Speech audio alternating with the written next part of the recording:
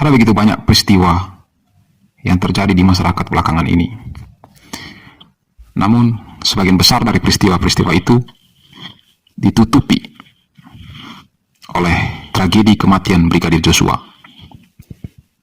Salah satu peristiwa penting yang terjadi di masyarakat saat ini yang berlangsung sejak 2019, yaitu COVID-19.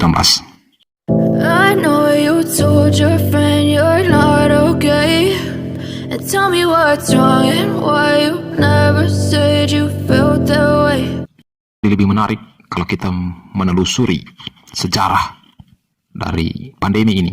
Coronavirus bermula pada laporan pertama wabah COVID-19 yang berasal dari sekelompok kasus pneumonia manusia di kota Wuhan, China sejak akhir Desember 2019.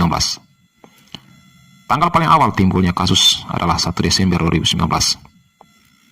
Gejala dari pasien meliputi demam, malaise, batuk kering, dan dispania yang didiagnosis sebagai gejala infeksi virus pneumonia.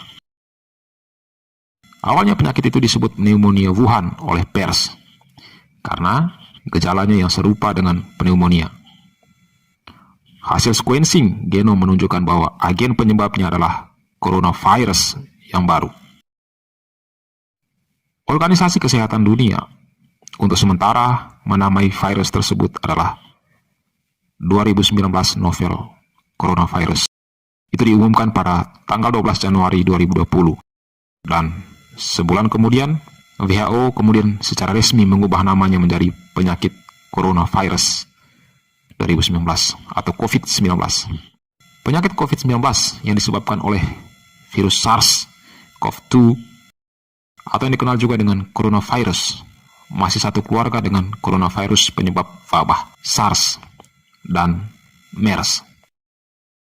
Ketiga wabah ini memiliki kecepatan infeksi yang berbeda dalam menjangkit para korban. Di antara ketiganya, COVID-19 adalah yang paling cepat dalam menginfeksi di antara manusia. Untuk MERS, pertama kali muncul pada tahun 2012, sejak awal pertama terdeteksi yaitu di Arab Saudi. Dan untuk menginfeksi 1.000 orang dibutuhkan waktu 2,5 tahun.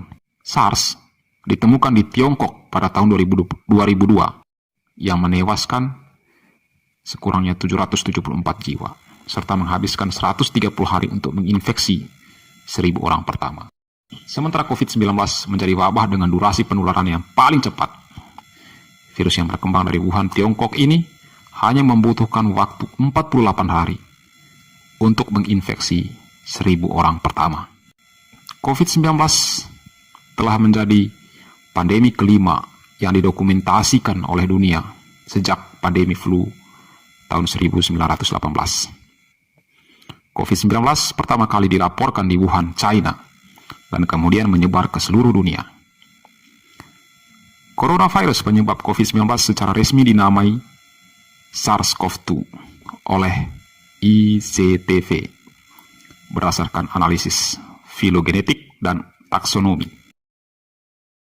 SARS-CoV-19 diyakini sebagai limpahan dari coronavirus hewan yang kemudian beradaptasi dan berpindah penularannya dari manusia ke manusia. Karena virus ini sangat mudah menular yang menyebar dengan cepat dan terus bermultiplikasi pada populasi manusia. Coronavirus adalah keluarga besar dari berbagai virus yang sudah lama berada dalam kehidupan manusia. Beberapa di antaranya menyebabkan flu biasa pada manusia. Yang lainnya menyebabkan batuk dan gangguan pernapasan ringan. Coronavirus menginfeksi hewan termasuk kelelawar, unta, dan sapi. Semua coronavirus manusia berasal dari hewan sebagai inang alami, seperti yang dikutip dari JVI. Kelelawar merupakan reservoir alami utama dari alpha coronaviruses dan beta coronaviruses. Hewan peliharaan dapat menderita penyakit dan berperan sebagai inang perantara yang menyebabkan penularan virus dari inang alami ke manusia. Kelelawar kemungkinan besar merupakan inang reservoir SARS-CoV-19. Sejak COVID-19 pertama kali muncul di China, virus telah berkembang selama 4 bulan dan dengan cepat menyebar ke negara lain di seluruh dunia sebagai ancaman global. Pada tanggal 11 Maret 2020, WHO akhirnya membuat penilaian bahwa COVID-19 dapat dikategorikan sebagai pandemi, menyusul flu Spanyol 1918, flu Asia 1957, flu Hong Kong 1968, flu pandemi 2019 yang masing-masing menyebabkan sekitar 1,5 juta, 1 juta, dan 300.000 kematian umat manusia. Coronavirus manusia biasanya menyebabkan penyakit ringan pada saluran pernapasan bagian atas. Dalam dua dekade terakhir, 2 virus corona yang ditularkan dari hewan, yaitu SARS dan MERS, telah menyebabkan pneumonia parah dan kematian pada manusia.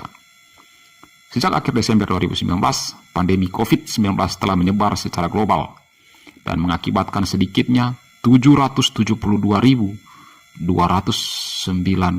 kematian di seluruh dunia per 18 Agustus 2020. Krisis COVID-19 saat ini tentu tidak akan jadi yang terakhir, tetapi hal ini membuat manusia belajar banyak hal, sekaligus memanfaatkan berbagai ilmu pengetahuan yang telah kita dapat dari sejarah virus ini, serta pengalaman untuk bertahan hidup dan bersiap untuk bangkit kembali setelah wabah ini mereda. Itulah sedikit sejarah kurang lengkap mengenai asal mula dan perkembangan COVID-19. Kita berharap agar wabah ini segera berakhir